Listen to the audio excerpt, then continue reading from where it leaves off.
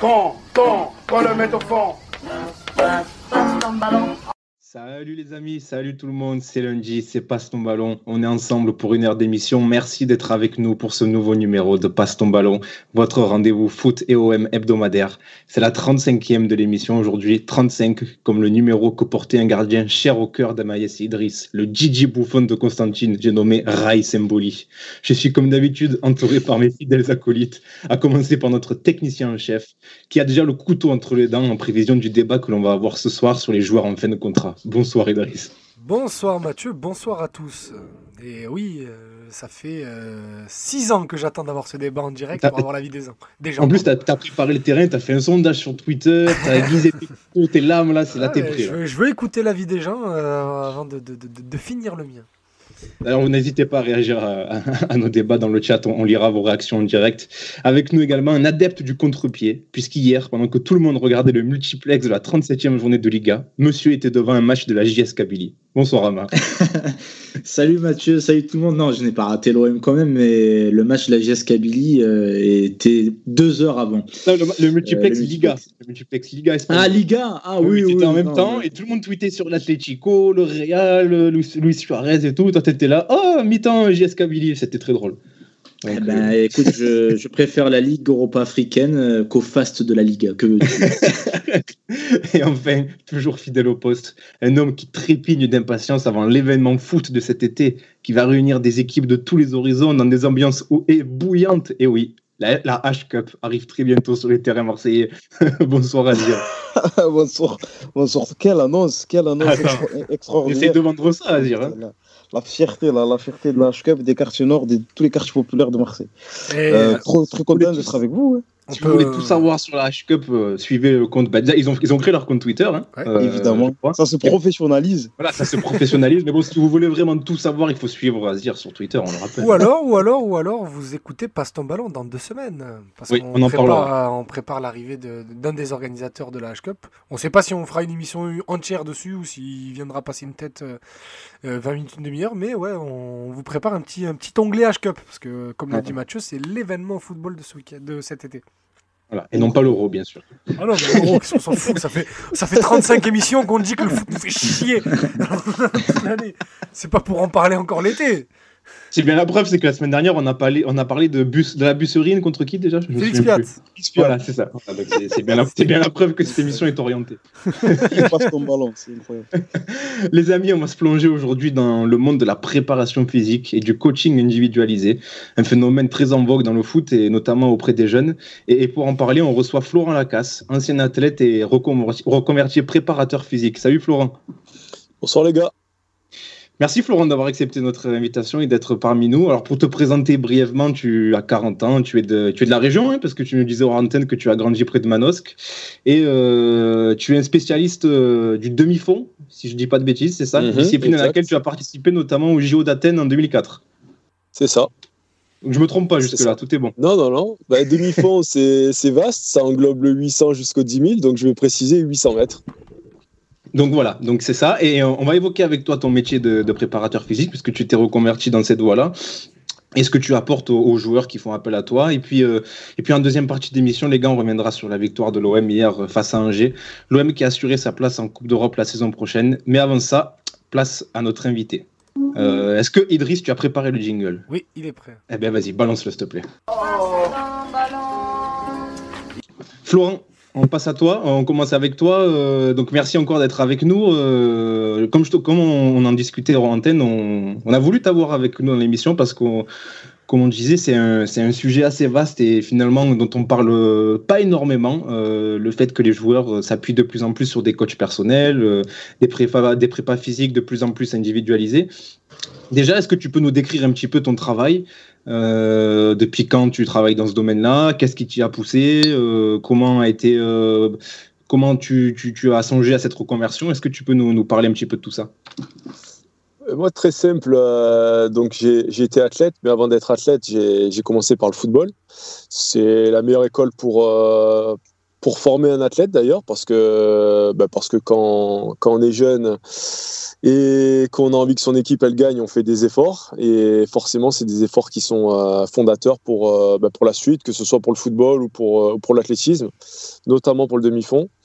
Et j'ai toujours gardé, même pendant ma carrière, un œil attentif à tout ce qui se passait au niveau du football, et j'avais envie d'y revenir après ma carrière. Donc j'ai fini ma carrière en 2012 en Afrique du Sud, parce que je m'entraînais souvent là-bas, et j'ai passé un diplôme à l'université de Wits à Johannesburg pour devenir préparateur physique. J'ai fait des stages en club pro, notamment un à l'OM, un au Mans et 2 en Angleterre à Crystal Palace et à Manchester United avec l'académie.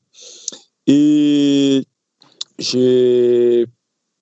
comment je pourrais dire, j'ai pas pu travailler dans le milieu du football. J'ai eu une offre à Crystal Palace, mais qui était au ras des pâquerettes. Donc à l'époque, je voulais faire venir ma compagne de l'Afrique du Sud, et avec 1800 pounds à Londres, c'était pas possible de travailler et de la faire venir. Donc il a fallu prendre une décision. Donc je suis revenu en France. J'ai commencé à monter ma boîte, et puis j'ai eu un premier joueur qui s'appelle Selim Benachour, un ancien joueur du Paris Saint-Germain qui a navigué un petit peu partout. Il a fait Martigues, il a fait Malaga, il a fait Guimarães. Et j'ai commencé avec lui, donc avant sa dernière pige en Inde. Il a eu un dernier contrat en Inde, donc j'ai commencé par là. Et de fil en aiguille, j'ai continué à avoir des joueurs. J'ai commencé aussi une collaboration avec Yvan Lemay, un agent marseillais, qui m'a envoyé des joueurs les 2 dernières années, pendant les phases de pré-saison. Et de fil en aiguille, j'ai commencé à avoir des joueurs, que ce soit pro ou des jeunes joueurs. Et voilà comment j'ai commencé, tout simplement. Pourquoi tu t'es... Alors, tu as répondu un peu à la question, mais finalement, qu'est-ce qui t'a poussé vers le foot ? Toi qui as fait de l'athlétisme, on disait en introduction, tu as participé au JO en faisant du demi-fond. Qu'est-ce qui t'a finalement poussé vers le foot ? Je fais les deux dans ma vie de tous les jours. J'entraîne des groupes de runners. De temps en temps, justement, les joueurs de foot, quand ils sont loin des événements, ou qui sont soit hors club ou en période d'essai, souvent ils rejoignent le groupe parce qu'ils se rendent compte qu'à un moment donné, ça leur apporte. Le fait de courir avec des gens qui sont plus performants que eux dans certains secteurs, ça leur permet de passer un cap.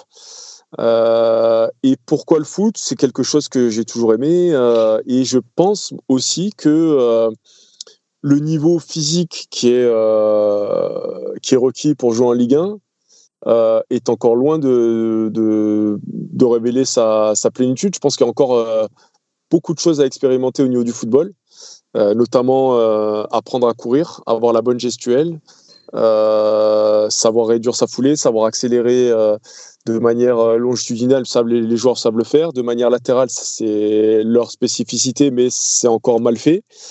Et je pense que dans les clubs, malgré tout le respect que je peux avoir pour la prépa physique qui est faite en club, je pense que, hormis la partie pré-saison qui est bien gérée et qui est peut-être un peu trop lourde, je pense que dans la période de compétition, je pense que le physique est un peu mis au placard parce que la nécessité, c'est de faire des joueurs frais pour les week-ends. Et je pense qu'on oublie certains fondamentaux pour être performant toute une saison. Donc voilà pourquoi j'ai envie de mettre un petit peu mon expérience au service des joueurs. Ama, tu as une question tout de suite Ouais, je me permets de rebondir sur ce que tu viens de dire, Florent, pardon. Est-ce que parce que justement les entraînements des clubs sont trop globaux, collectifs, et c'est un peu normal vu la quantité des effectifs, que la préparation physique individuelle a pris de l'ampleur au final aussi ? C'est une bonne question. Je pense que dans beaucoup de clubs, et je vais parler pour la France, je ne vais pas parler pour l'Angleterre, dans beaucoup de clubs en France, le physique, c'est très peu de choses. C'est des rappels de travail foncier, de l'explosivité, un peu de travail en salle, et on ne s'adapte pas forcément à l'individualité du joueur. Du coup, il y a des carences qui peuvent s'installer. Il y a des joueurs qui sont blessés à répétition. Ça peut être un manque d'hygiène, mais ça peut être aussi une carence en préparation physique, parce que le prépa, il a 20 joueurs, un staff de 3 prépas en général en Ligue 1. Ils n'ont pas forcément le temps de passer beaucoup de temps sur les joueurs, même si c'est un travail monstre. Hein, je leur tire mon coup de chapeau, parce que c'est pas évident d'être préparateur physique en Ligue 1. Mais je pense que le travail, ce qu'on appelle le travail invisible, qui a été surtout démocratisé par les joueurs de très haut niveau, comme Ronaldo, c'est le plus visible, mais il y en a eu un paquet avant lui. On démontrait que si on voulait faire une carrière longue et performante, fallait s'accompagner de nutritionnistes, de préparateurs physiques de très haut niveau, et c'est en train de se démocratiser de plus en plus. Alors plus à l'étranger, parce que c'est pas forcément dans la culture française, mais on y vient aussi en France. Je sais qu'au PSG, à l'OM, dans certains clubs qui ont peut-être un peu plus de pouvoir financier au niveau des salaires, les joueurs peuvent se permettre. Donc on est en train d'y venir. Est-ce qu'il y a un moment où tu as senti un changement de paradigme, un peu dans ce que tu viens de dénoncer là, où tu as senti peut-être une volonté plus forte chez les joueurs de suivre des séances en plus, de s'entourer de préparateurs physiques additionnels? Est-ce qu'il y a un moment vraiment ces dernières années où tu as senti que ça a augmenté? Non. Alors, je vais parler pour moi. Hein. Moi, je suis peut-être moins populaire dans le milieu du football, parce que justement, je viens de l'athlé. Et ça peut faire peur. L'étiquette athlé, elle fait peur, parce qu'on pense qu'on va faire des tours de stade, qu'on va peut-être sortir un peu du cadre.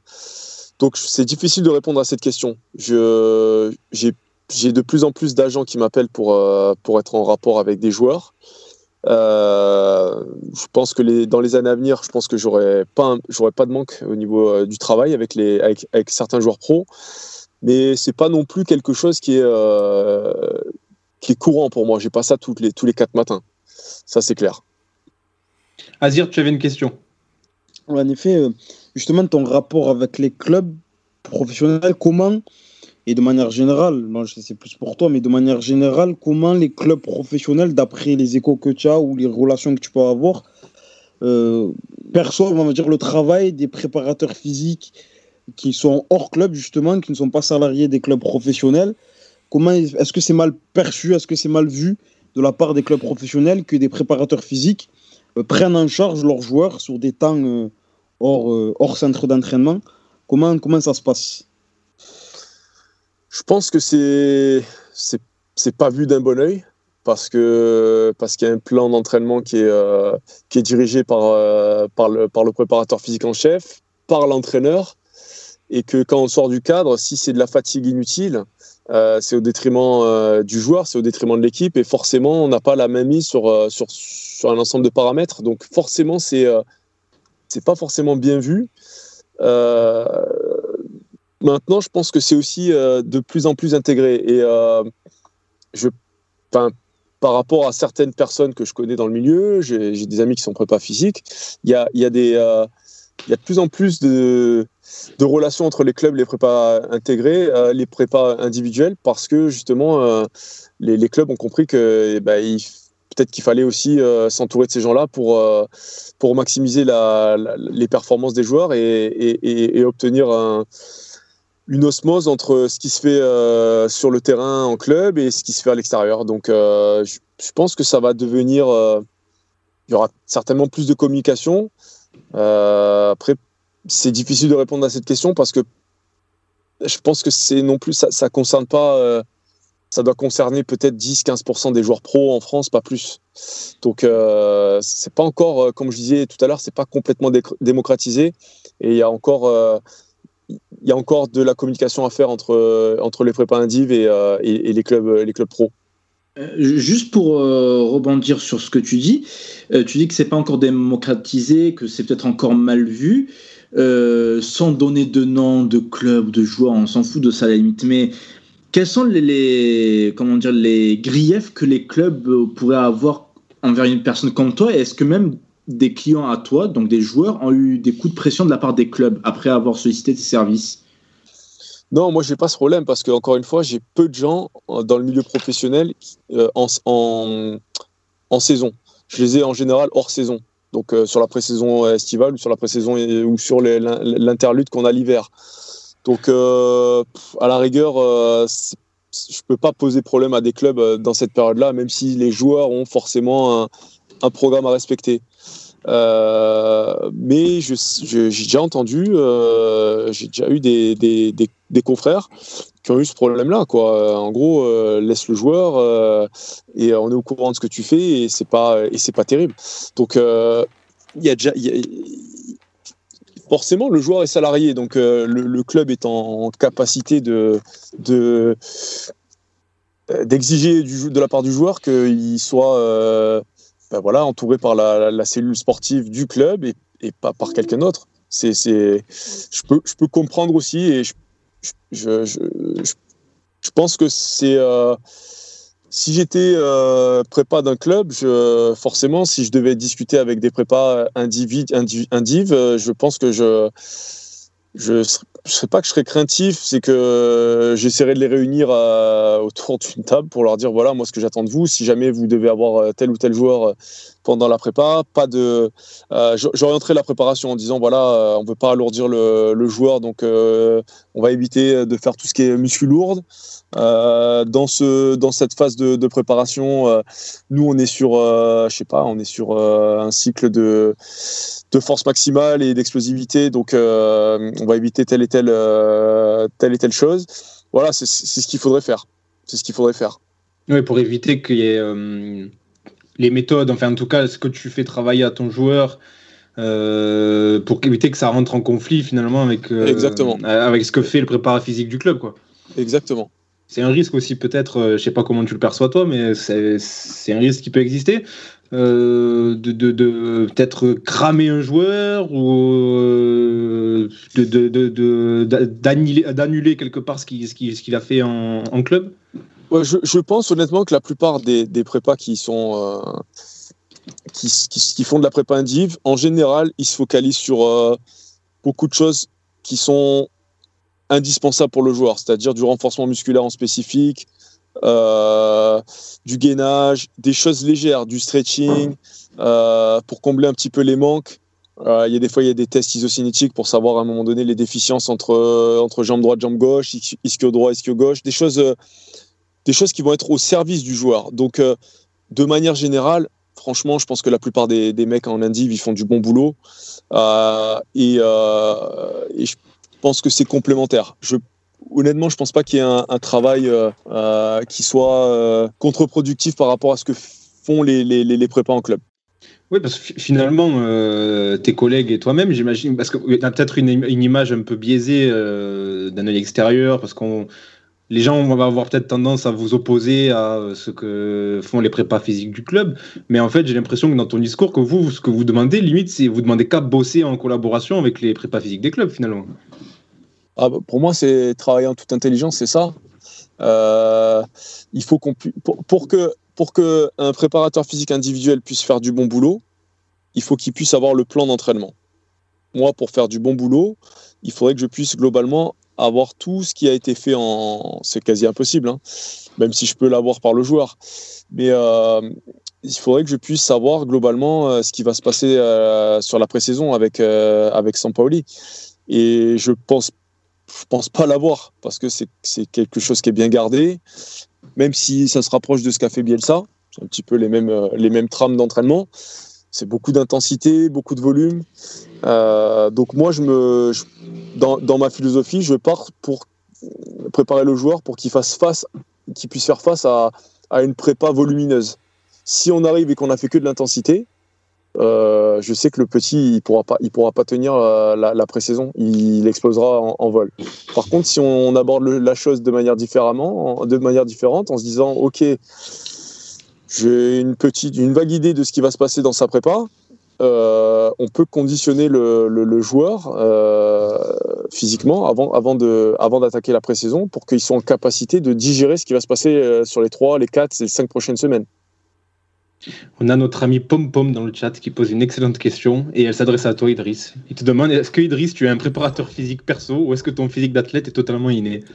Oui, j'ai un prépa physique perso et il est dans cette émission d'ailleurs. Et je peux te dire qu'il s'arrache les cheveux sur ma rigueur. Oui, tu es un peu un dilettante, quoi. Ah, complètement. J'ai la même hygiène de vie que Payet, mais sans le salaire. Et sans le talent. Ah oui, surtout. Ouais. Une question qui découle un peu de ce que tu disais, Florent. Est-ce qu'il y a une différence, est-ce que tu as observé une différence entre travailler avec un jeune joueur ou travailler avec un gars un peu plus expérimenté, qui a déjà un certain vécu? Est-ce qu'il y a une différence? Pas franchement, parce que les pros qui viennent chercher des préparateurs physiques, c'est pas des feignants. C'est des joueurs qui ont compris que ça pouvait leur apporter quelque chose. Donc, les quelques joueurs que j'ai pu avoir, Marvin Gagpa, Selim Benachour, et j'en passe, ils ont ce marqueur de la performance. C'est-à-dire c'est des gens qui sont à l'écoute de leur corps, ils ont une bonne hygiène de vie, ils sont ambitieux et voilà. Après, après, il y a des joueurs de centre de formation que j'ai pu avoir qui sont moins consciencieux, qui sont un peu plus en dilettante, qui sont pas forcément, comment je pourrais dire, pas motivés, mais qui n'ont pas cette maturité et cette envie de réussir. Est-ce que au niveau, on parle d'exigence, là, c'est intéressant aussi. Est-ce que tu perçois aussi un changement dans l'exigence qu'ont les joueurs envers eux-mêmes? Comment finalement ils se positionnent? Est-ce qu'ils sont très travailleurs? Est-ce qu'ils sont un peu plus qu'avant, un peu moins qu'avant? Est-ce que tu constates quelque chose dans ce sens-là, au niveau de l'exigence qui se fixe à eux-mêmes? Je pense que c'est à l'image de la société. Hein. C'est malheureux ce que je veux dire. Hein. Encore que moi, j'ai pas eu ce problème-là de choper des joueurs qui sont pas motivés, qui sont en dépression, mais il y a la plupart des gamins j'ai envie de dire de la génération entre 2003 et 2010. Ouais, c'est compliqué, quoi. C'est difficile de les mettre au travail. C'est difficile d'avoir de la ponctualité. C'est pas évident. Donc, moi, avec les joueurs d'Yvan Lemay, j'ai pas ce problème-là parce que c'est des joueurs qui sont en passe de passer pro. Et du coup, ils sont dans le moule, en fait. Ils sont dans le moule pour devenir professionnels. C'est des petits qui ont une éducation, qui sont matures, qui ont envie de réussir. Mais si on prend les jeunes globalement de niveau 19 nationaux, etc., ou 17 nationaux dans la région, moi, je trouve qu'il y a beaucoup de petits qui ont plus faim, quoi. Qui ont plus faim, qui ont pas forcément l'état d'esprit pour réussir et qui considèrent le football comme un jeu avant de le considérer comme un sport. Et je pense que c'est l'erreur. Le football, si on veut en vivre, il faut considérer que c'est un sport. C'est-à-dire qu'il faut vouloir gagner, il faut vouloir être le meilleur, au service toujours de l'équipe, hein, mais il faut avoir cet état d'esprit-là. Et si on n'a pas cet état d'esprit-là, hormis être un crack et avoir des qualités exceptionnelles, je pense que ça pourra plus passer, notamment avec les clubs, les centres de formation qui maintenant font très attention à avoir des jeunes avec une certaine éducation, avec la grinta, avec ils ont besoin d'avoir des joueurs qui ont envie de jouer au football et qui ont envie de se défoncer. Donc il y a un changement de mentalité depuis pas mal d'années. C'est à l'image de la société. Hein. Moi, je suis sur Aix-en-Provence, je vois les gamins qui sont en cours de sport. Ils n'ont plus la tenue, ils n'ont pas forcément envie de se dépenser, ils ont autre chose en tête. C'est à l'image de la société. On ne peut pas tirer sur l'ambulance alors que le problème il est plus global. C'est un problème sociétal. Hein. C'est même pas un problème de foot, c'est un problème sociétal. Et ça nous amène à un débat qu'on a eu hors antenne avant de débuter l'émission. Tu nous parlais aussi du problème des familles et notamment des parents qui sont non seulement très exigeants avec leurs enfants, mais surtout veulent les faire travailler de plus en plus tôt. C'est une vraie dérive selon toi? Ouais, on en parlait hors antenne et je vais redire ce que j'ai dit hors antenne, c'est que j'ai eu la désagréable surprise cette année de voir d'être en contact avec pas mal de de parents de jeunes joueurs entre 8 et 12 ans, avec la surprise de voir des doses d'entraînement qui sont des doses qu'on réserve normalement à des U16, U17, U19. Et la question que je me pose, c'est ça, c'est un début, parce que, à mon avis, c'est un début de dérive. Mais ça va continuer, parce que les parents pensent que en faisant ça, les petits vont rentrer en centre de formation plus rapidement. Et pour moi, c'est un problème, parce qu'on ne respecte pas l'adolescence. Déjà, c'est un problème quand tu fais du football, parce que je ne dis pas qu'il faut faire des sacrifices, mais quelque part, tu n'as pas la vie de monsieur tout le monde. Bon, après, tu n'as pas le salaire de monsieur tout le monde, mais déjà, il faut considérer qu'à l'âge de 16 ou 17 ans, les futurs professionnels vont avoir une vie qui va être un petit peu stressante. Si en plus de ça, ils ont déjà vécu ce stress-là jeune, c'est-à-dire à 8, 9, 10 ans, et que les parents étaient sur le dos et que les entraînements ont été nombreux, on sature l'enfant. Hein. On sature l'enfant avec du stress, tout simplement. Et c'est pas productif. On rend pas service aux enfants. C'est clair. Ni à leur croissance, ni à leur futur. On va faire des gens frustrés. Donc je mets l'accent là-dessus parce que je vois ça de plus en plus. Et je pense qu'il faut tirer la sonnette d'alarme avec les parents en disant voilà, si vos enfants ils ont envie d'en faire leur métier, et ben ça doit se voir sur la grinta, ça doit se voir à l'entraînement, ça doit se voir en match. Peut-être ajouter un entraînement d'athlétisme de temps en temps parce que vous voulez leur apprendre le geste juste pour courir, ou du judo parce que ça apprend à se cadrer, etc. Mais pas plus. Les gars, je sais que c'est un sujet qui vous tient à cœur. Pour vous avoir vu sur les bords des terrains, on en a souvent parlé. Je sais que toi, Ama, tu as souvent cette phrase: les parents, c'est le fléau du foot amateur. Est-ce que ça vous surprend? Je m'imagine que ça vous surprend pas tellement ce que dit Florent là. Non, pas du tout. Ça me surprend pas. Non, j'assume de dire que les parents sont un véritable fléau pour les gamins, pour leur progression, pour leur épanouissement. Moi, j'ai vu des trucs de fou, des parents qui ont mandaté un caméraman et un photographe pour suivre un gamin toute la journée, tu vois. Le mec, il avait 10 ans. Faut arrêter, quoi. Ne vivre par procuration, c'est très malsain, je trouve.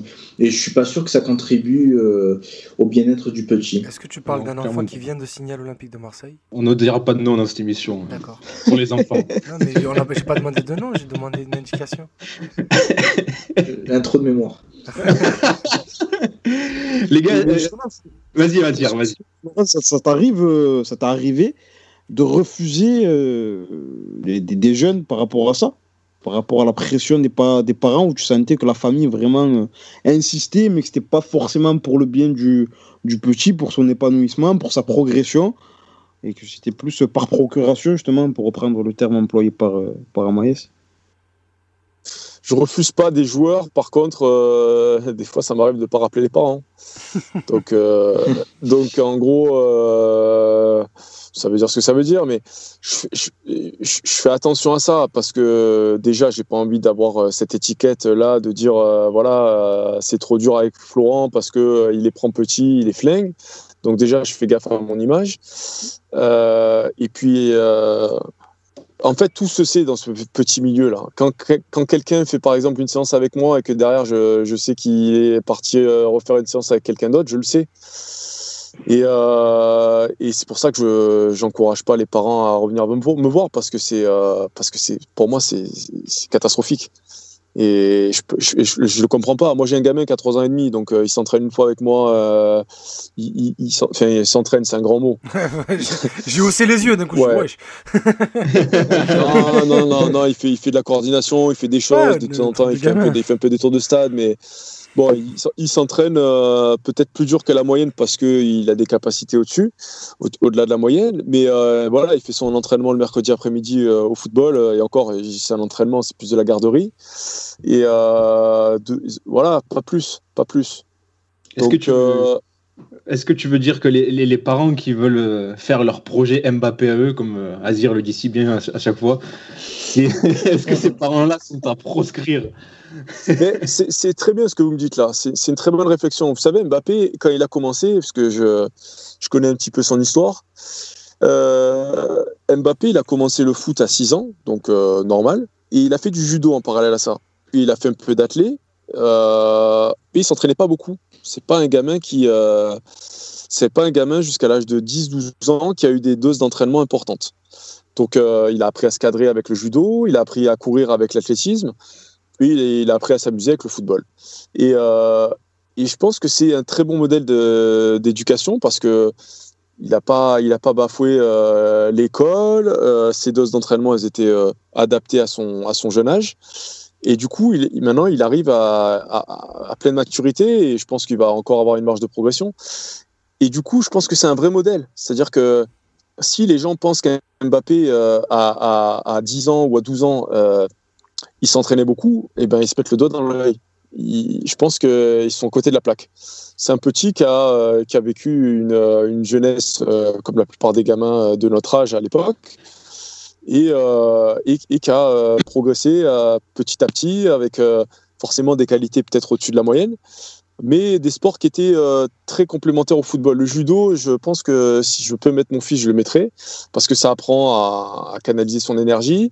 L'athlétisme, ça apprend à savoir accélérer, à savoir être coordonné, utiliser ses bras et avoir un cycle de jambes parfait. Et le football, bah forcément, quand on en fait sa pratique, on apprend un tas de choses. On apprend à développer des qualités foncières, on apprend à se diriger dans l'espace. Il y a un tas de choses qu'on travaille au football. Et de toute façon, le football, pour moi, même si on dit que l'athlétisme est à la base de tout, je pense que le football est encore plus complet. Donc, ce gamin, il est complet dans son jeu parce qu'il a fait cette éducation-là. Et je recommande vraiment aux parents plutôt que de mettre les gamins 5 fois au football, de varier les sports au début pour avoir justement un panel d'exercices et d'exercices de coordination et justement d'arriver à la pratique du haut niveau dans le football le plus tard possible. Merci en tout cas Florent d'avoir été avec nous. On va te libérer. Une dernière question avant de te libérer. On parlait de prépa physique personnelle pour les personnes qui sont présentes dans cette émission. Quel conseil tu aurais donné à peut-être des personnes qui sont dans cette émission et qui ont peut-être du mal à répéter les efforts, qui sont vite KO? Est-ce que tu as un conseil à donner? Je vise personne. Moi, je considère que tu te vises à toi. Mais... Je peux me viser à moi. Est-ce que tu aurais un conseil? Vu que vous êtes plusieurs dans l'émission, je pense qu'il serait bien que vous puissiez vous réunir 1 ou 2 fois par semaine pour aller faire un footing. À Marseille, il y a des super spots pour faire des footings, je sais pas, de 20 minutes au début, pas vite, tranquille, juste pour avoir la santé. Et si vous mettez ça en place, peut-être que je vous donnerai quelques conseils et je le ferai avec plaisir. Ah ben écoute, Idriss, t'as compris? On va se faire des footings. Alors déjà, sachez que la dernière fois que j'ai vu Mathieu dans la vie, c'était en 2017. Alors si je dois le voir pour courir, oula. Déjà que se voir pour manger, regarder un match de temps en temps, c'est compliqué. Je respecte le couvre-feu, monsieur. Ouais, putain. Contrairement à toi. Merci Florent d'avoir été avec nous. De rien les gars. Passez une bonne soirée. Merci pour votre émission. Merci à toi. Salut. Ciao. Et nous les gars, je vous propose qu'on passe à l'OM. Qu'est-ce que vous en dites? Allez, c'est l'heure d'avoir mal au crâne. Idriss, jingle. J'ai toujours du mal avec la fin de ce jingle, Idriss. Il va falloir que tu me le fasses écouter, tu vois, et comme ça je peux me caler à chaque fois. Tu sous-entends que tu n'écoutes pas les émissions une fois qu'elles sont publiées? Pas tout le temps, non. J'ai d'autres choses à faire, monsieur. Je connais ta vie. Excusez-nous. les gars, on bascule sur le... Non, je croyais quand même pas que j'allais te laisser enchaîner. Les mecs, je leur dis, vous avez fait quoi au travail aujourd'hui? Oh, on a regardé les résumés de la CONCACAF. Franchement, je vous le conseille, c'est au-delà du football, c'est une vraie tranche de rigolade. Je leur dis, c'est tout. Parce que ça, si tu fais ça de 9h à 9h20, et après... après, tu sais, on a fait d'autres trucs. Ah, mais toi, tu connais pas Amaïs, toi. Lui, il veut voir tous les matchs. Donc, de moi, je lui dis, c'est bon. Puis, si tu l'écoutes, tu regardes tous les résumés qu'il y a sur YouTube de la CONCACAF. Ah, franchement, ouais. On passe au match de l'OM hier, cette victoire 3-2 face au SCO d'Angers. Une victoire très compliquée. Et une question que j'ai envie de vous poser là comme ça tout de suite, c'est comment va votre rythme cardiaque aujourd'hui, les gars? Ça va, on a eu le temps de redescendre, mais c'est vrai que ça fait très très très longtemps que je n'ai pas gueulé comme ça pour un but de l'OM à la dernière seconde, quoi. Ça fait du bien de retrouver des émotions, on va dire. Mais, je sais pas vous, mais moi j'ai crié d'énervement presque, parce que ça m'a tellement énervé qu'on les remette dedans. Oui. Ils étaient en claquettes, c'était même pas de la joie en fait, mais c'est pas possible de les remettre dans le match alors qu'ils ont rien à jouer, ils sont venus là en dilettante. C'était plus de la colère presque, j'ai l'impression, c'était même pas de la joie. Oui, mi-colère, mi-satisfaction, je suis d'accord. C'est ça. D'ailleurs, beaucoup cri de joie de Longoria aussi, les gars. Hein, franchement. Alors, c'est déchaîné. Autre débat, un débat qui a animé la France du foot aujourd'hui, est-ce qu'il a fait du cinéma? Vas-y, c'est bon, ne relaye pas le geek de l'after là. Allez, vas-y. Oui, qui a un fort penchant pour le Paris Saint-Germain visiblement. Ça ne m'intéresse pas. Vous avez raison. Dans le même pot que Philippe Sansfourche, ça dégage. Ah, quel génie, lui. Ah, oui, quel génie. Un jour, tu sais quoi, Idriss, il faudrait que tu fasses un jingle, le passage après la finale de la Ligue des Champions l'an dernier, là, où il avait dit, avec ce sourire, il avait dit, il y a des joueurs du Paris Saint-Germain qui ont mal pris le chambrage de Payet, etc. C'était très drôle. On était en 6e à ce moment-là, putain. L'âge mental de la réflexion. Ah, c'est fou, c'est ça. C'était la cour du collège, exactement. Les gars, une question qui découle un petit peu de ce qu'on vient de dire sur le rythme cardiaque. Là, on plaisantait, mais pour être un peu plus sérieux, est-ce que cet OM-là joue pas un peu trop avec le feu et si on est lucide, est-ce qu'on peut pas se dire que forcément, au bout d'un moment, ça tombera plus du bon côté? Les narines. Oh non, j'ai fait une Roland Courbis là. Ah ouais, les narines d'Amaïs, mon pote. Non, en vrai, sérieusement, oui, c'est un débat qu'on peut avoir. C'est vrai qu'on est fébrile défensivement, ce que tu veux, mais en soi, la balance, elle est tellement positive par rapport au fait d'avoir retrouvé des émotions, de voir l'OM attaquer, marquer des buts. J'ai tweeté hier sur le fait que sur les 10 matchs dirigés par Sampaoli, ça en fait 5 où l'OM marque au moins 3 buts dans un même match, mais ça fait des millénaires qu'on n'a pas vu ça. Donc, oui, écoute, on avait une équipe en bois en début de saison, il n'y avait pas de spectacle et tout. Là, il y a du spectacle. Si la contrepartie, c'est d'avoir le cœur qui s'accélère en fin de match parce que d'un coup, on n'arrive pas à gérer l'avantage, mais que malgré tout, et ça, il faut le souligner, on arrive toujours à avoir des ressources mentales pour aller chercher la victoire, je regarde le match pour avoir des émotions. Après, là, c'est quand même un peu tiré, ça sort presque de nulle part. Hein. La théorie de la ressource mentale, je la partage, hein, moi, mais je trouve que là ça sort de nulle part presque. Mais tellement, j'ai l'impression qu'ils font exprès de faire laisser le match aller pour qu'on dise à la fin, les ressources mentales, machin, ils ont pas lâché jusqu'au bout, ils sont accrochés, ils ont arraché la victoire, tu vois, tellement il y avait aucune raison entre guillemets de lâcher le match, oui, de le laisser de laisser cette équipe revenir dans le match, laisser Angers revenir dans le match, alors que tu maîtrisais, quoi, tu maîtrisais complètement. Après, si on se projette un peu sur la saison prochaine, c'est surtout ça qui va nous intéresser. J'ose espérer que grâce au mercato que nous prépare Longoria, on aura des joueurs d'un autre niveau, hautement plus talentueux que les joueurs qu'il y a actuellement, surtout à certains postes, et que de fait, on sera plus solide, je pense, j'espère en tout cas. Et donc, on sera amené à avoir des matchs avec un scénario où l'OM sera en capacité de maîtriser pendant 90 minutes et d'acculer l'adversaire pendant 1h30 et de s'éviter ce genre de frayeur, même si on regarde aussi des matchs de foot pour ce genre de moment, si ça tombe du bon côté. Parce que quand si ça finit à 2-2, c'est un peu bidon. Est-ce que vous avez une explication à ce manque de constance sur un match de cette OM-là? Je me souviens, on en avait déjà parlé il y a bien un mois et demi. C'était avec moi. C'était avec Mourad, c'est vrai. D'ailleurs, qu'on félicite, ils ont réussi à atteindre le palier des 20 000 € de dons pour leur docu sur les Mido. Donc, on les salue, on les embrasse. Grâce à Passe ton ballon en partie, c'est vrai. On les embrasse. Mais c'est vrai qu'on avait évoqué ce sujet-là et le fait est que ça continue, ce manque de constance sur un match. Je sais pas, les gars. Je vous demande parce que moi, j'arrive toujours pas à l'expliquer. Est-ce que vous arrivez à l'expliquer? Visiblement non.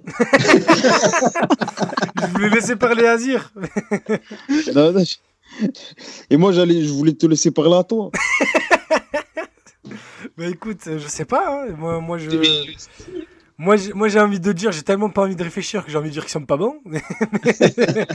mais il faut respecter un peu plus nos auditeurs et avoir une réponse un peu plus construite. Je pense que cette équipe est partagée entre les joueurs qui n'ont pas envie d'être là et les joueurs qui sont impliqués à 100% et les joueurs qui sont impliqués à 100% mais qui n'ont pas les capacités techniques qui ne sont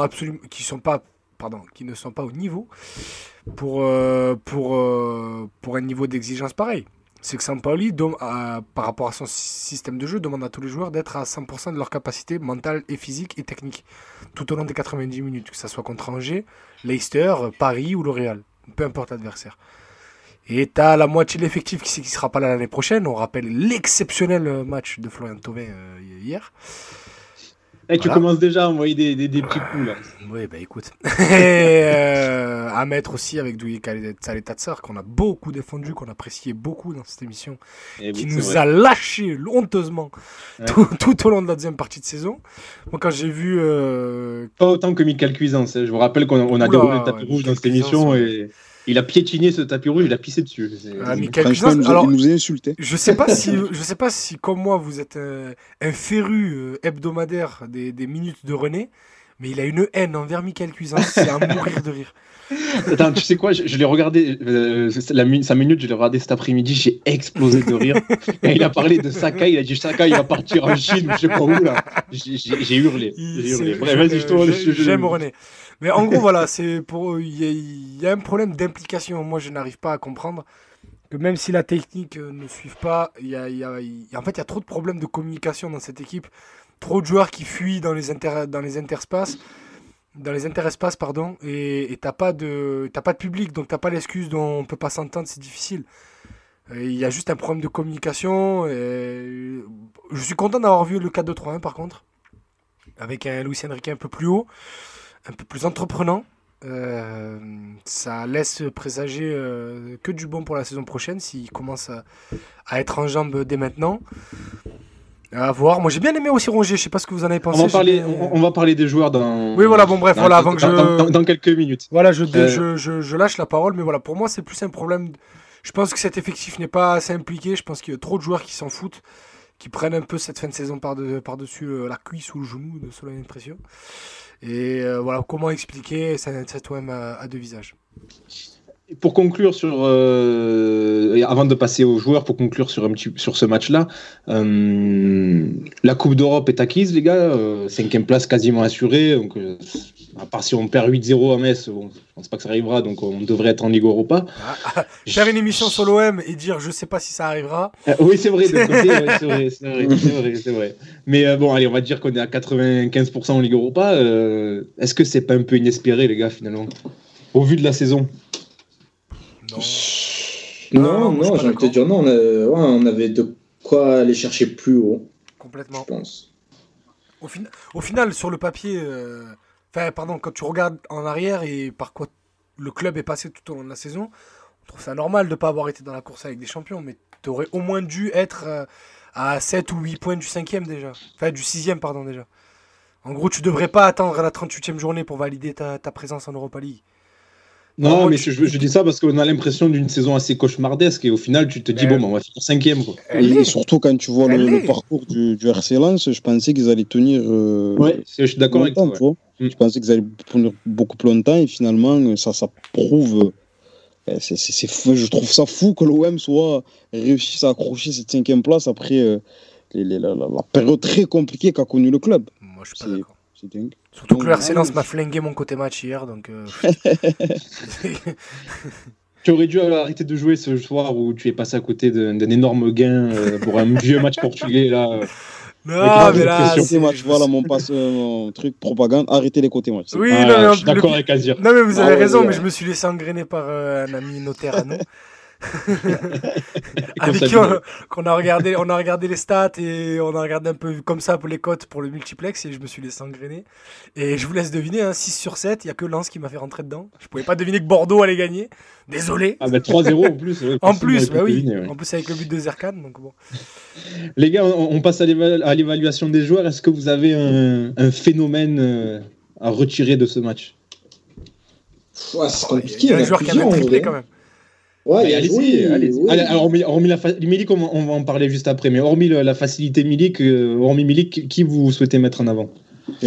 Franchement, Payet, c'était obligé. Lirola. Oui, aussi. Mais Payet.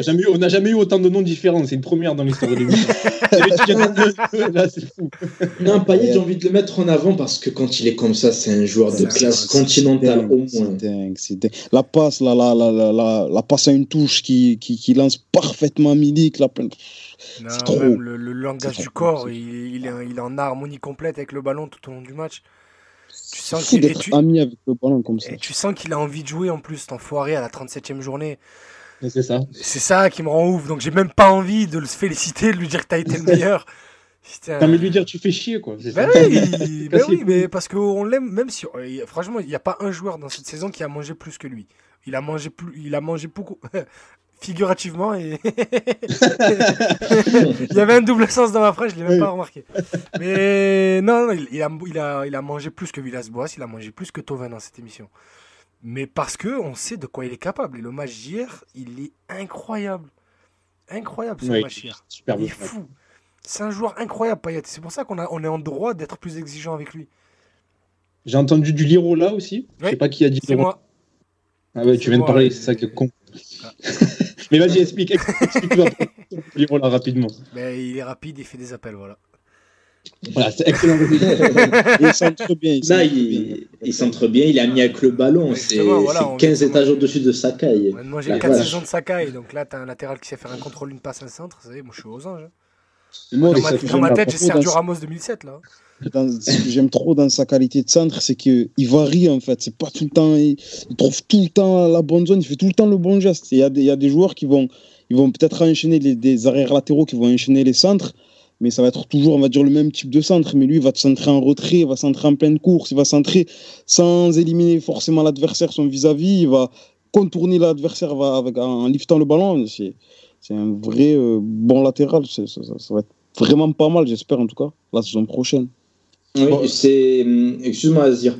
Juste pour rebondir sur Lirola, quand je me rappelle comment les gens se sont saignés sur Bounassar à l'époque, mais Bounassar, il n'a pas la moitié de la technique de Lirola, qualité de centre, prise de balle, etc. Et limite, j'ai envie de dire, mais on n'en fait pas assez. Il vient juste d'arriver en fait. Et qu'il se soit adapté aussi vite, je trouve ça fou. Pour un joueur qui est remplaçant la Fiorentina à la base, c'est une énigme, vraiment. Ouais, mais est-ce que Bounassar, est-ce que Lirola, il a marqué le deuxième but contre Leipzig?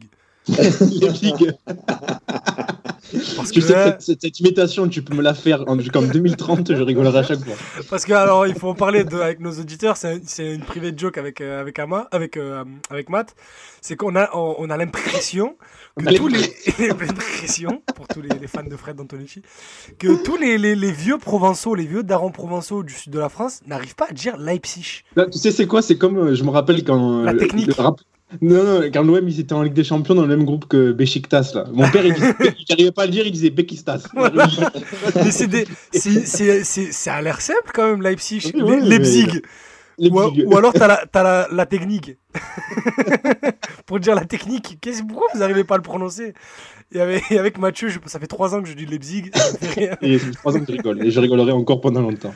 Les gars, est-ce qu'on parle avant d'évoquer Milik, parce qu'on est obligé d'en parler, est-ce qu'on parle du match de Luis Enrique? Encore très bon sur son côté gauche, comme tu le disais, Idriss, un peu plus haut. Et qui confirme et qui progresse. Hein. Vas-y, Idriss. J'adore quand ça fait 3 fois déjà que vous. Non, mais c'est Idriss. Je parle d'un joueur, ensuite il se tait. Mais non, mais c'est pour laisser la parole aux autres. Moi, j'en ai parlé tout à l'heure. Je disais qu'il avait des appels un peu plus tranchants, qu'il avait de la personnalité balle au pied, et Dieu sait que c'est ce qu'on demande.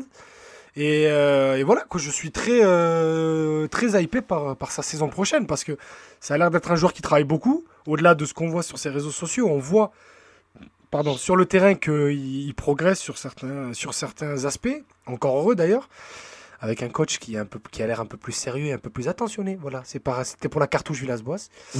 Et il en fallait une, voilà. Bah oui, je vais en faire plusieurs même. Mais oui, je suis très content de son match et la relation avec Payet a l'air de très bien se passer, donc très curieux de voir ce que ça va donner la saison prochaine. Non, moi aussi, vas-y. Non, Ama, vas-y, c'est moi qui allais parler, mais vas-y. Non, moi, ce qui m'épate avec Luis Enrique, c'est que quand je le vois aligné en piston gauche dans un 3-5-2, je me dis, mais Sampaoli, il est fou. Tu le vois que Luis Enrique n'a pas forcément le bagage tactique pour être au top sur les tâches défensives. Et malgré ça, en fait, il a l'air tellement de s'épanouir sur le plan offensif, à prendre la profondeur, dribbler, adresser des très bons centres. Parce qu'on parle des très bons centres de Lirola, mais Enrique, il en fait des pas mal, pied droit, pied gauche aussi. Et je trouve ça vachement prometteur. J'ai hâte de le voir perso dans un vrai système délié, à savoir au moins un 4-4-2, au mieux, je trouve, pour son profil, un 4-3-3. Mais c'est prometteur. Et son exemple montre une fois de plus tous ceux qui adorent émettre des jugements hâtifs sur des jeunes qui viennent du Brésil, qui découvrent un continent qui ont 18 ans en disant « Oh, c'est ça le nouveau Mbappé brésilien, je sais pas quoi ». S'il vous plaît, apprenez à tourner votre langue 7 fois dans votre bouche. Ne parlez pas, attendez, donnez du temps aux jeunes pour qu'ils s'adaptent et qu'ils exploitent leurs qualités. C'est peine perdue, Amaïs. Je comprends ton combat. C'est peine perdue. C'est comme quand je me rappelle, il y a quelques émissions, tu martelais à raison. Les gens qui vont, certaines personnes qui vont rapidement tomber sur Sampaoli au moindre faux pas ou au moindre contenu un peu compliqué en omettant volontairement le contexte. Et c'est la même chose pour ce genre de cas. Peut-être que Longoria va sûrement, j'espère en tout cas, ramener des jeunes joueurs frais, etc., étrangers peut-être pour certains d'entre eux, mais il va toujours avoir les mêmes personnes qui, parce que le mec, il va pas faire 35 passements de jambes et dribbler toute une équipe, toute l'équipe d'Angers, au bout de son premier ou deuxième match, ça va être d'entrer des conclusions hâtives, tu vois. C'est pas qu'il faut le clore aujourd'hui maintenant. Voilà, c'est comme ça. Si c'est des minots sur les réseaux sociaux qui font ça, je m'en fous. Mais quand tu vois que c'est des darons parfois qui ont une audience sur une radio ou même des anciennes légendes du club, ça me fait de la peine, tu vois. C'est triste. Parce que c'est des gens qui n'ont pas envie d'avoir raison, ils ont juste envie que ça se passe mal. C'est pas pareil. Ah oui, c'est comme rappelez-vous la première année de Bielsa à Leeds, il échoue en barrage, en match retour à la différence de but particulière, et t'as des gens qui venaient en disant ouais, c'est ça votre gourou là, alors que ça les a posés devant un match de barrage de Championship un mercredi soir, mais ils arrivaient quand même à dire il est mort votre collègue. Voilà, c'est juste des gens qui... ils se rendent pas compte que juste le fait d'être présent, de regarder à ce moment-là, ça prouve que... Oui. Parce que qui regarde? Moi, je suis incapable de te donner le classement de Championship. À part Amaïs, il n'y a personne qui est capable de le donner. Quand même, lui n'est pas capable. Mais... j'ai pas suivi le Championship cette année, j'avoue. Mais du coup, voilà. Mais bon, bref, c'est juste pour te dire qu'il y a des gens qui ont juste l'odeur du sang dans la bouche et qui sont juste prêts à cracher, c'est tout. Ils n'ont pas envie d'être d'accord, ils n'ont pas envie d'être dans la raison. Mais juste pour clore le sujet, Luis Enrique, quelques mois plus tard, et là, il est dans une phase positive, et tant mieux pour eux. Mais Villas-Boas, il lui a fait du mal en utilisant le terme la pépite en conférence de presse. Et je pense qu'il a même freiné son adaptation, parce qu'il a porté trop d'attention sur lui, ce mot. Et lui a fait du mal aussi dans son utilisation. On rappelle qu'il l'a envoyé au feu dans un match à Porto, en Ligue des Champions, comme titulaire. Un match qui n'avait déjà plus aucun enjeu, puisqu'on venait de perdre tous les matchs qu'il y avait eu précédemment en Ligue des Champions. Il l'a envoyé titulaire à ce match-là. Non mais limite, avec le recul, je me dis mais en fait il a fait exprès, en mode un peu, tu sais un peu comme Garcia faisait au début avec Cherki. Tu sais, il le faisait jouer pour que dire voilà, vous l'avez vu, il est pas encore prêt, il est pas bon, donc arrêtez de me faire chier avec lui. Et j'ai l'impression que Villas-Boas il a fait pareil avec Luis Enrique, tu vois. Le pinacle de ça, c'est Deschamps à la Coupe du Monde 2018 contre l'Australie. Oui, c'est ça. Quand il met Griezmann, Mbappé, Dembélé, il dit bon voilà, j'ai essayé, c'est nul, allez remets Giroud. Voilà, vous avez vu, ça marche pas, je peux faire mon système à 3 devant, c'est bon. Voilà, c'est exactement pareil. Voilà, c'est fou. Ah, les gars, très bon parallèle. Les gars, on est obligé de parler de Milik après ce match. Que dire sur Milik question que j'ai envie de vous poser, c'est depuis quand l'OM n'a pas eu un attaquant aussi bon, aussi fort? J'ai envie de dire, là, de ce qu'il montre, et même au vu de sa carrière, c'est meilleur qu'un Gomis, un Gignac, donc quoi, c'est depuis 10 ans, quoi. Depuis Nyang, ouais. Ouais, c'est un attaquant de classe continentale. Nyang au fond, pardon, c'est même pas un numéro 9. Oui, après, il finit son aventure à l'OM en tant que neuf, donc on s'en souvient comme ça, mais c'est vrai, tu as raison, il débute sur le côté gauche. Bien sûr. Même pas, parce que l'année où il s'en va, on est champion de France, c'est Brandao, le 9, il joue à gauche, Nyang. Là où il finit meilleur buteur de Ligue 1. Ouais, il est quand même très souvent neuf aussi. Hein. Mais bon, il y avait eu cette mode, Deschamps aimait bien mettre Brandao sur le côté gauche, d'ailleurs, je me rappelle les sueurs froides que ça m'apportait. Oui, c'est vrai. Il pèse sur les défenses. Mais bon, ça doit être le dossier prioritaire de Longoria cet été, les gars.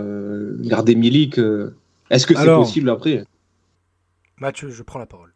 Vas-y, je te la laisse. Parce qu'il y a quelques émissions, j'avais signé un article à l'époque qui parlait de l'arrangement qui existait déjà entre Naples, la Juve, surtout entre la Juve et l'OM. Est-ce que tu vas faire volte-face? Attention. Ah non, pas volte-face. C'est juste qu'il y a vérité de février, il y a vérité d'avril, il y aura vérité de juillet. C'est juste que aujourd'hui, la situation à la Juventus, surtout financière par rapport à la Super League, par rapport à des joueurs aussi qui devaient partir, qui vont visiblement pas partir, et surtout un joueur qui va partir, en l'occurrence Cristiano Ronaldo, pourrait, là pour l'instant il n'y a aucune affirmation, pourrait changer la donne du côté de Turin. Après, est-ce que ça restera à l'avantage de l'OM? Je sais pas, parce qu'il y a un entraîneur qui est toujours sans club aujourd'hui et qui partage une affection très particulière avec Arcadius. Je parle bien sûr de Maurizio Sarri. Je pense que le jour où Maurizio Sarri trouvera un club, il va falloir comparer les atouts qu'aura ce club par rapport à l'OM. En tout cas, moi, des échos que j'ai, Milik se plaît ici. Vraiment. C'est ni fin, ni prétendu. Il y a une bonne entente, notamment avec le groupe. Et avec certains membres du groupe, dont Alvaro González. Il y a une bonne relation avec Sampaoli. De là à dire que tout a changé ou porter une quelconque affirmation aujourd'hui, j'en suis pas capable, par respect pour les auditeurs. Mais en tout cas, les choses pourraient évoluer. Après, on parle de cette éventualité de la Juve. Il reste une journée. Pour l'instant, la Juve et l'OM jouent la même compétition européenne l'année prochaine. Hein. Oui, mais donc, sans faire offense à mon club... Jouer la Ligue Europa avec la Juve et avec l'OM, c'est pas pareil, sachant qu'avec la Juve, tu vas rejouer le titre de champion d'Italie dès l'année prochaine. Mais bon, là, on parle pas juste de sportif, c'est qu'il y a aussi des considérations financières. Est-ce que la Juve peut garder Morata et y ajouter Milik, sachant que ce sont deux très gros salaires et que la Juve, ça n'a pas le budget de Manchester City, de Paris ou du Real, bien qu'ils en ont les ambitions sportives. Donc, il y a plusieurs facteurs qui rentreront en compte d'ici cet été. Je pense qu'aujourd'hui, l'OM a beaucoup plus de chances de le garder qu'il y a 2 mois. Après, de là à dire qu'il restera, il n'y a personne aujourd'hui ne peut affirmer quoi que ce soit sur ce dossier parce que lui-même ne le sait pas. Voilà. Parce que c'est les informations que je peux apporter aujourd'hui. Ouais, après, c'est vrai que c'est la tendance là, qui ressort ces dernières semaines qui vont un peu dans le sens de ce que tu dis. Hein. Il y a peut-être... la possibilité que Milik reste à Marseille la saison prochaine semble un peu plus concrète qu'il y a quelques semaines. Où il y a quelques semaines, ça semblait acquis qu'il serait plus là. Encore une fois, pour dire à nos auditeurs, voilà, on ne dit pas qu'il restera, que ça y est, ça a changé parce que l'OM a gagné, qu'il a mis des triplés. C'est juste, aujourd'hui, s'il y a 2 mois, il était à 99% plus à l'OM, aujourd'hui, c'est déjà à 60-70%. Voilà. C'est déjà pas mal. Ouais, c'est toujours ça de gagner. Les gars, on passe au débat sur Thauvin. Je sais qu'il y a une personne qui attend ce débat avec impatience dans cette émission. Thauvin qui hier n'a pas fait un grand match, peut-être un peu mieux que ses précédentes sorties, peut-être un peu mieux, allez, mais pas non plus de quoi se faire se taper le cul par terre, comme on dit. Une saison difficile pour Thauvin, seulement 8 buts. Les gars, quel bilan tirer de cette saison pour Flo Thauvin? Son dernier match hier, il a plus marqué depuis le mois de mars, et j'ai regardé avant l'émission, ça fait quand même quelques semaines. C'est une sortie par la petite porte. Oui, mais quel souvenir en garder? Tu vas garder le souvenir de la saison 2017-2018, voilà, où il a été très utile, où il met 22 buts en 35 matchs. Ça, on va s'en souvenir évidemment. Mais ensuite, au final, est-ce que tu te souviens de lui vraiment, même lors de l'épopée de la Ligue Europa? Il y a eu des joueurs plus majeurs que lui. Honnêtement. Il a été très moyen dans cette campagne. Ouais, il souffre de la comparaison avec Payet. Très moyen. Rappelez-vous, voilà, le match aller à Leipzig où on perd 1-0, il est horrible. Il est horrible. Oui, il est pas bon. Il marque contre Leipzig au retour, il marque contre Salzbourg. Mais il marque le but le plus insignifiant. On en met 5 et personne ne parle jamais de ce but de Thauvin. Il y a le but de Mitroglou, le but de Bounassar, bien évidemment, le but de Payet et le but de Sakai, le but roi de la Team OM. Mais sinon, le but de Thauvin, personne n'en parle. Il est anodin. Emoji volcan, emoji frisson. Ah oui, complètement. Ah, c'était le feu. Continue. Juste pour finir, excuse-moi. Non, en fait, moi, ce qui n'est pas passé avec Thauvin au-delà du jeu, où je trouve qu'il n'a pas vraiment progressé, si ce n'est l'efficacité. J'en avais déjà parlé en début de saison, c'est sa sortie dans l'équipe là, du début de saison justement, où il laisse clairement entendre qu'il veut être au centre du projet, qu'il veut être la star de l'équipe et être considéré en tant que tel, non seulement au niveau sportif, mais aussi financier. Mais en soi, tu as montré quoi, par exemple, malgré ses torts, par rapport à un Payet, par exemple? Et on est obligé de faire la comparaison entre les deux parce que ce sont les deux joueurs majeurs offensif. Arrivé lors du même mercato. Thauvin n'a jamais fait un match de la qualité d'un match top 5 de Payet. Jamais. Jamais. C'est pas la même chose. Ah, on t'a perdu Hamas. On t'a perdu Hamas sur la dernière phrase. Donc je disais que Thauvin, sur toutes ces saisons, n'a jamais fait la qualité d'un match top 5 de Payet. Tu vois, Payet, si tu me fais un top 5 des matchs de Payet, c'est des matchs de classe continentale au moins, voire à la limite internationale, tellement il marchait sur l'eau. Thauvin. Moi, tu te souviens du fait qu'il a peut-être mis un doublé ou un triplé par-ci par-là. Moi, j'ai un triplé contre Caen à Dornano. Ouais, c'est un joueur de stats, plus qu'un joueur frisson. Quoi. Qui était flamboyant, tu t'es dit, waouh, vraiment, il est sur un nuage aujourd'hui au niveau du jeu. Non, franchement, vrai, jamais. Mais moi, je pense qu'à l'époque de sa sortie médiatique, justement, il se basait essentiellement. Je suis pas dans sa tête, mais je pense qu'il s'est basé essentiellement et sa communication. Je pense que ses conseillers, les gens autour de lui, ils devaient le chauffer par rapport à ça. Tu vois, tu es le meilleur buteur, tu es le meilleur ci, tu es le meilleur ça, en termes sur le plan statistique. Et donc, peut-être qu'il s'est senti assez puissant pour se permettre une telle sortie médiatique et réclamer certaines choses. Après, nous, on regarde les matchs. La plupart des supporters de l'OM regardent les matchs. Après, tu vois que dans le contenu, peut-être qu'on peut avoir un autre profil qui va peut-être moins scorer, mais qui va plus t'apporter dans le jeu par rapport à l'idée que tu te fais du jeu. Après, au niveau des stats, il était présent. J'imagine que la justification de cette sortie médiatique à ce moment-là, elle était par rapport aux stats qu'il réalisait en termes de buts et en termes de passes décisives. Ouais, il y a aussi le début de saison où le jeu de Villas-Boas s'était absolument éclaté au sol et que ce qu'il a sauvé, c'était justement les buts de Thauvin après une année blanche de Thauvin, justement, à cause de sa blessure. Ouais. Et peut-être qu'il s'est senti en confiance en se disant cet OM ne peut pas se passer de moi.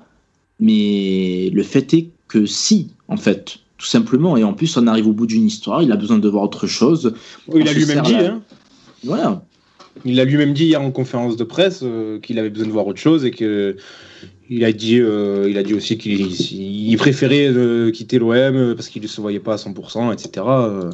Moi, si je peux me permettre d'intervenir dans le débat, moi, ce que je retiendrai, je suis pas aussi, je vois pas le tableau aussi noir que vous. Bon, moi, j'ai toujours apprécié ce joueur, donc peut-être que je suis pas forcément objectif, mais En fait, j'ai envie de garder que le positif, que sa saison, la saison 2017-2018, il termine à 22 buts en championnat. C'est énorme pour un ailier.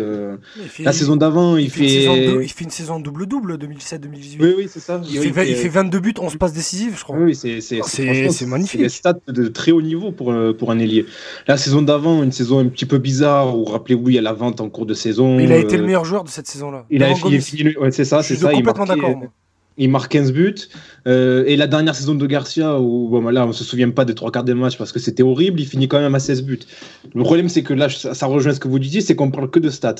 Et c'est le seul grief que j'aurais envers Thauvin, finalement, c'est qu'il n'a pas su marquer par son jeu, par son attitude, par... peut-être il a peut-être été un peu trop lisse, là où Payet n'a pas hésité à se mouiller, par exemple en conférence de presse, il a porté son équipe quand il le fallait.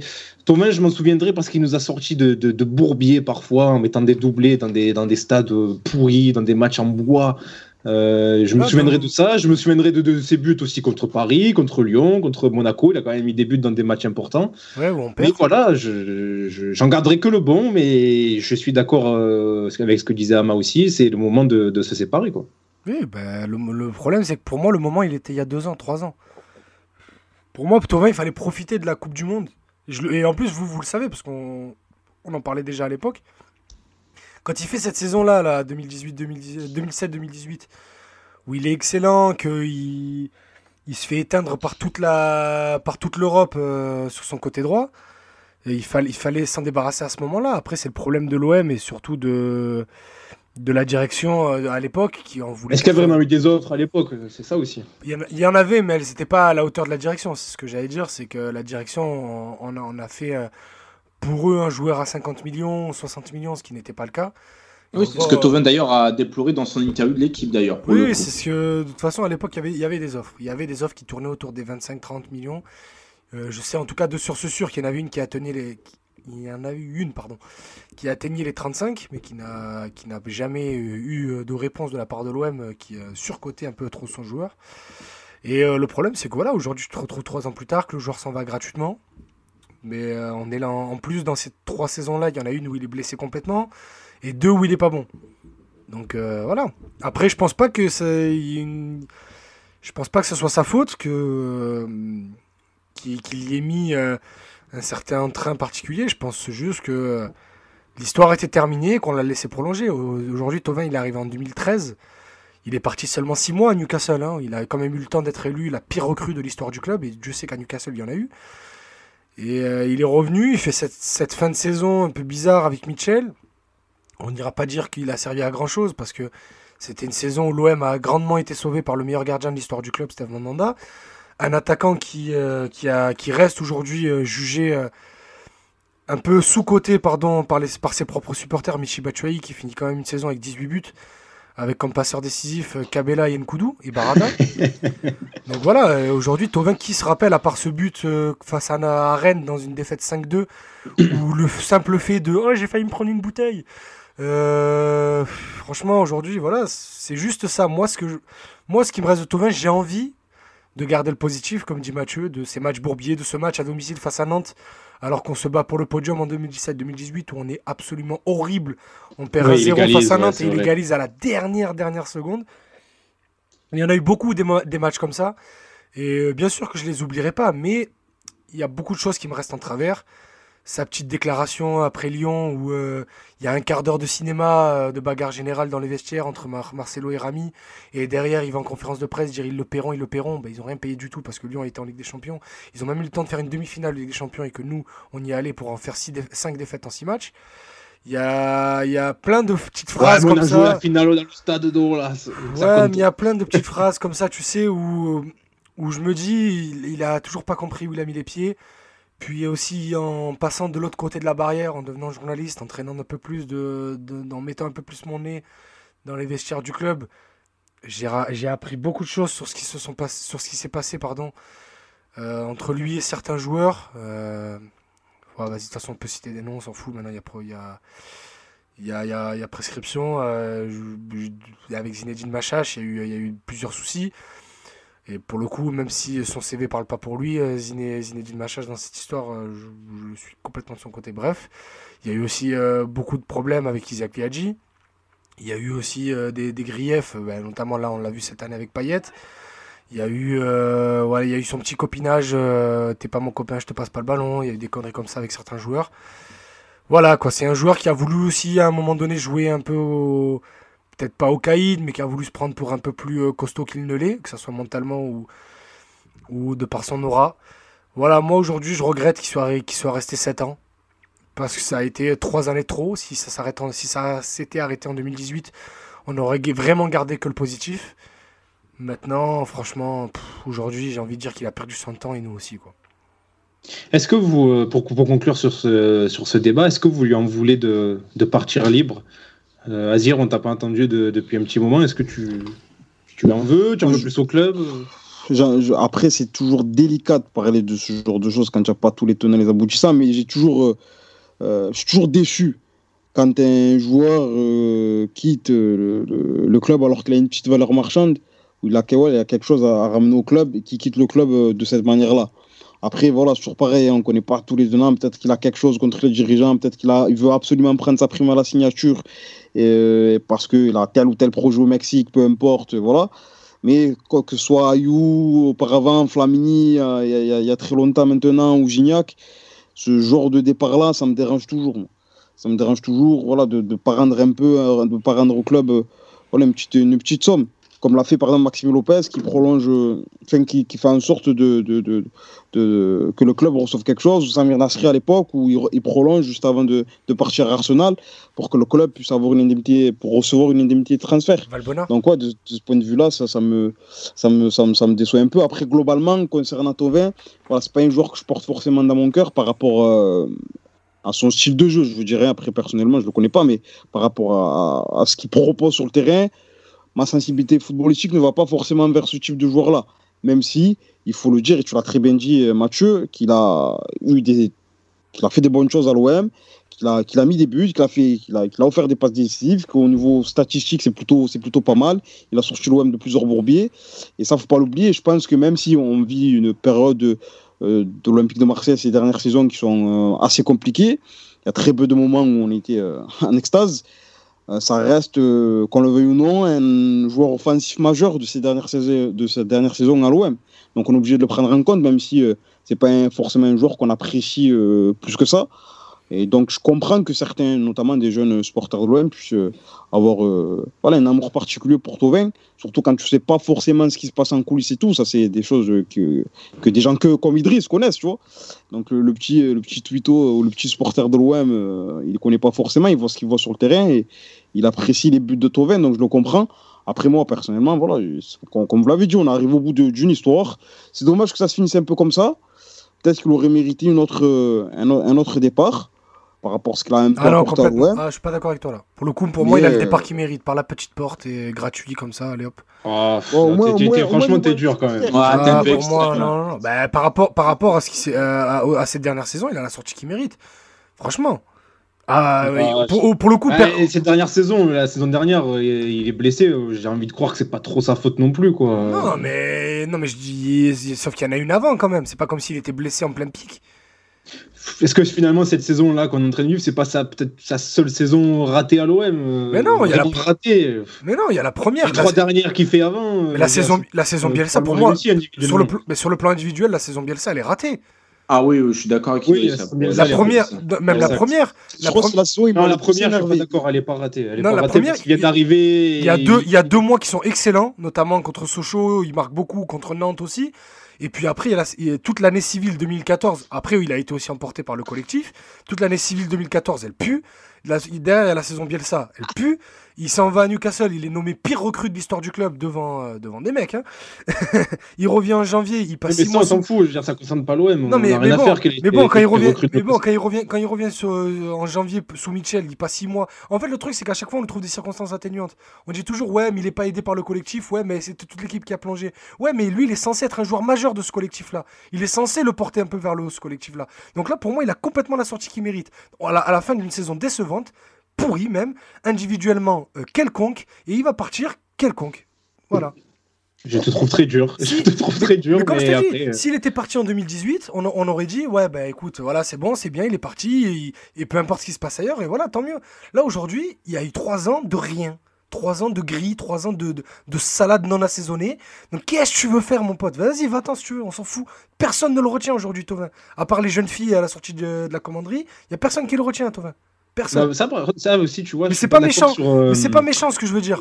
C'est pas méchant parce que c'est des gamins qui n'ont connu que lui. Il est là depuis 7 ans, je rappelle. Moi, ce qui me dérange, c'est que on lui reproche presque d'être apprécié par les gamins. Mais non, complètement pas. C'est normal que les deux chacun. Si le gamin de 15 ans qui découvre l'OM à travers lui, bah, c'est normal qu'il soit fan de Thauvin. Non, je disais pas ça péjorativement. Je disais ça parce que c'est ce qu'on a vu ces dernières semaines. Ouais, les dernières images. Ouais. Oui, c'est ça. Les dernières images, c'est que voilà, c'est les enfants, c'est les petites filles, parce qu'au final, c'est un garçon qui est un peu mignon et tout. Et on va pas mentir, ça joue aussi. Donc, qui disent ouais, tu vas me manquer. Et tant mieux pour lui au final. Parce que c'est pas non plus le pire joueur qu'on ait vu, attention.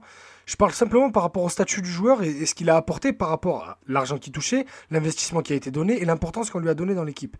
Après, c'est juste ça. Moi, je veux dire, personne ne le retient. Aujourd'hui, si tu fais un sondage, pas êtes-vous content qu'il parte, attention, mais si tu demandes aux gens, gardez-vous Thauvin l'année prochaine, tu vas avoir 80% de non. Les gens n'en peuvent plus. T'es arrivé à la fin d'une histoire.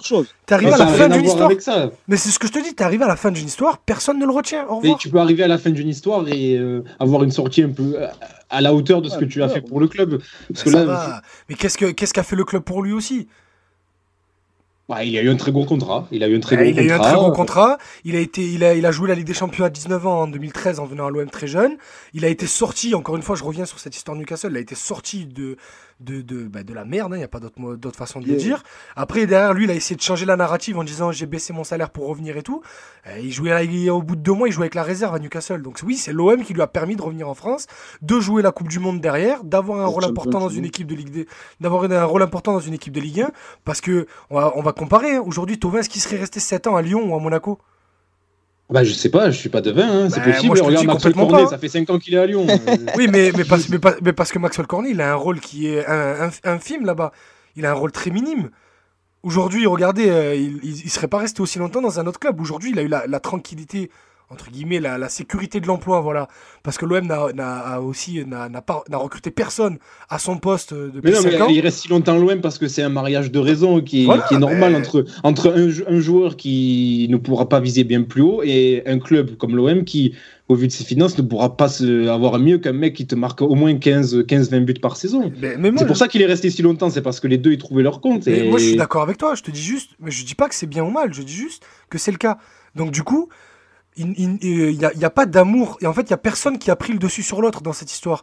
Donc le club n'a pas à lui offrir une sortie incroyable, et lui ne mérite pas non plus les hommages du peuple ou du club.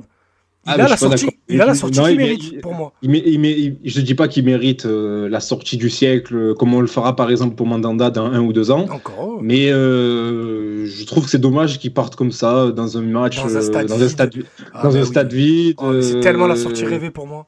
Dans une saison un peu à la con, tu vois, je trouve ça dommage. Stade vide pour un joueur vide. Voilà.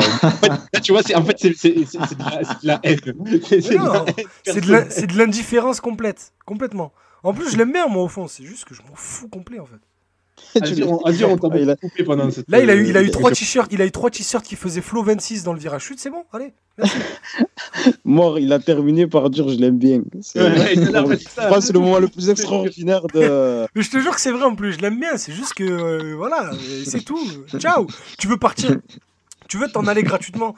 Tu veux t'en aller gratuitement pour le projet sportif et parce que les Tigresses, c'est incroyable. Ils ont une ambiance de fou. Très bien, casse-toi. Mais voilà, ça, on te retient pas. Vas-y. Moi, je lui imputerai pas. Je lui en veux pas de partir libre, par contre. Donc, pour moi, c'est la même réflexion qu'avec Gignac. C'est qu'en fait, le mec, il 1h23 d'émission, on est reparti. Pour moi, c'est la faute du club. Lui, c'est un joueur de foot. Moi, je suis complètement cynique sur ça. Et il fait sa carrière. Il a beau dire qu'il aime l'OM. Moi, j'y crois plus à ces discours. Pour moi, un joueur, il aime le projet financier avant tout. Et peu importe où ça se passe. Un mec qui se retrouve libre. Il sait qu'il va toucher une putain de prime à la signature, qu'il va avoir un super salaire. eh ben, c'est normal qu'il se casse. Voilà. C'est la faute du club et des dirigeants qui partent libres. Et comme par hasard, ça n'arrive que dans un club, ça n'arrive que à l'OM. Voilà, c'est arrivé avec Gignac, c'est arrivé avec Fanny, c'est arrivé avec Ayou, avec Morel, là ça arrive avec Thauvin, avec Sakai. Fanny et Morel, ça arrive toujours à l'OM. Fanny et Morel, c'est le club qui les a laissés partir. Oui, mais à la limite, à l'époque, tu tournais la page Bielsa, Morel, lui, de toute façon, avec les 4 années, Cauchemar qui voulait rester, il n'est pas re-signé. Moi, je te parle des joueurs qui représentent une valeur marchande. Moi. Juste pour Thauvin, Gignac, Ayou, tu verras. Le fait est que ça arrive à Lyon avec Depay. Mais ça arrive parce que c'est une situation un peu bizarre, cette année de Covid, etc. Voilà, on a tous compris pourquoi ça arrive. Mais je ne suis pas sûr qu'il y a 4-5 ans, tu prends par exemple... C'est comme s'il y a 4-5 ans, quand Gignac part libre de l'OM, c'est comme si Lacazette part libre de Lyon. Mais ça n'arrivera jamais. Jamais tu le verras. Et voilà, Lacazette, il est parti de Lyon. Donc, il est parti. Non, il n'est pas parti libre, Lacazette de Lyon. Il est parti pour 70 millions à Arsenal. Donc c'est la faute du club. Moi, j'en veux à Jacques-Henri Hérault, à tous ces sbires, d'en arriver à cette situation aujourd'hui où tu te retrouves à faire partir un joueur que tu aurais pu vendre 40-50 millions il y a 2-3 ans et que là, en le prolongeant, tu aurais pu peut-être en tirer 10-15 millions, je ne sais pas. Pour moi, c'est pas la faute de Thauvin. Lui, il suit sa carrière. Il va faire un projet. Tu vois ce que je veux dire? Pour moi, tu as un devoir moral. Quand tu sais que tu représentes une partie de l'équipe. Une partie du projet financier de l'équipe. Pardon, je viens de finir mon verre de coca. Quand tu sais que tu représentes... Thauvin, c'est quoi? C'est la 2e, 3e plus grosse valeur marchande de l'équipe derrière Boubacar Kamara? Sur le papier, hein? Sur le papier, ouais, sans doute, ouais. Oui. Voilà, si tu veux aller au Tigres, très bien. Moi, je m'en fous du projet qui va y aller au Tigres parce que Leicester et l'AC Milan ne veulent plus de lui. Moi, il n'y a aucun souci. Mais quoi, tu peux pas aller au Tigres et dire... je peux pas m'en aller comme ça, le club et tout. Il n'y a pas moyen de trouver un accord. Tu sais, même 5-10 millions. Allez, je vais pas laisser mon club dans la merde, surtout qu'il y a un trou dans les caisses parce qu'on n'est pas en Ligue des Champions, parce que j'ai pas été assez bon pour les emmener en Ligue des Champions. Ouais, c'est pas... tu sais comment ça marche. Bien sûr, je sais comment ça marche, mais je trouve ça toujours... je trouve ça toujours désolant. Je trouverais ça toujours désolant. Devoir moral envers le club. Après, totalement cynique sur ça. Après, moi, quand j'en ai parlé hier avec Tonton Urba et Benjamin, moi, je suis pour que les joueurs, que tout l'écosystème... Bon, Amaïs, va manger, là, tu nous saoules. Ouais, c'est bon. Faut expliquer, on a une conversation parallèle et Ama nous dit stop, j'ai faim. Allez, va manger, on finit avec Mathieu. Non, on va finir, on va bouffer, vas-y. Moi, j'ai aucun problème avec le fait que les montants des transferts, que l'industrie des transferts s'arrête. Moi, j'ai aucun souci avec ça. Que les joueurs soient constamment libres de tout contrat, ils signent 3 ans, ils jouent 3 ans, ils se barrent. Il n'y a aucun souci avec ça.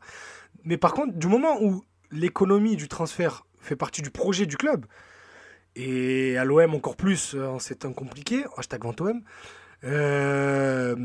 tu ne peux pas en arriver là, sachant que Thauvin lui-même le dit, il aurait pu signer une prolongation de contrat bien plus lucrative, et donc derrière, il aurait pu la signer quand elle a été présentée en mars, si je dis pas de bêtises, et derrière aller voir les Tigres en disant bon allez, voilà, j'ai re-signé, bon mais c'est vrai que je veux quand même venir.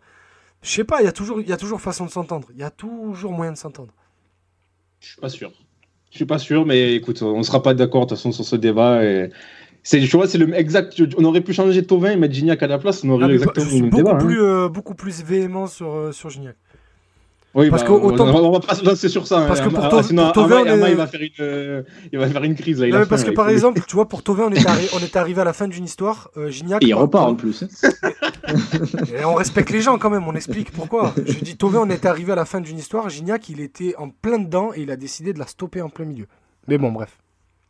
Ouais, Gignac, ça faisait 5 ans aussi qu'il était là. Il était peut-être au bout de l'histoire. Mais pour moi, ça faisait 2 ans qu'il était là. Parce que du coup, les 3 saisons d'avant, ça servait à rien. Et encore une fois, c'est pas de sa faute si on lui a donné 400 000 euros par mois. Hein. Moi, tu me donnes 400 000 euros par mois, je les prends. Hein. Oui, c'est pas de sa faute, hein, tu vois. Tu vois, moi, quand c'est Mathieu qui parle, tu dis rien. Alors moi, je veux pas relancer. Mais là, il lance un argument, je suis obligé de répondre. Mais là, je suis obligé de répondre. Non, c'est bon. Non, j'ai rien dit là. Oui, espèce d'enfoiré.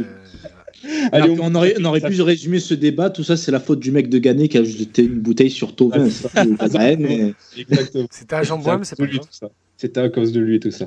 Et à cause de Jacques-Henri Hérault, qui, rappelez-vous, lors d'une interview à Canal, avait dit 80 millions pour Thomas, je regarde même pas. Voilà. 3 ans plus tard, il part gratuit. Allez, les gars, je suis sûr qu'il y a des gens qui l'ont cru, justement, qui disaient ouais, il vaut dans le milieu du foot, il n'y a personne qui l'a cru. Quand je vois qu'après la saison Ligue Europa, ça réclamait des 20 millions pour Sakai, oui, tout est possible, de toute façon. Tout est possible. Allez les gars, on conclut. Ça fait 1h30 d'émission. On se retrouve la semaine prochaine. On fera le débrief de Metz-OM. On fera un petit bilan de Sampaoli, vu qu'on n'a pas eu le temps de le faire ce soir.